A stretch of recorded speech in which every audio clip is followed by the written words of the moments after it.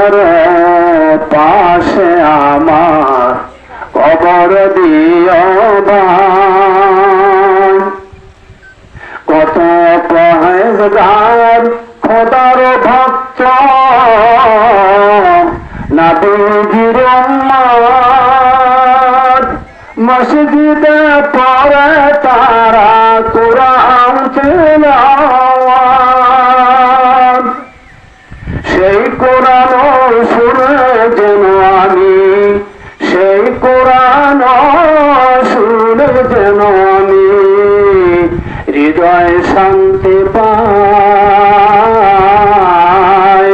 মসজিদের পাশে আমার কবর দিও ভাই।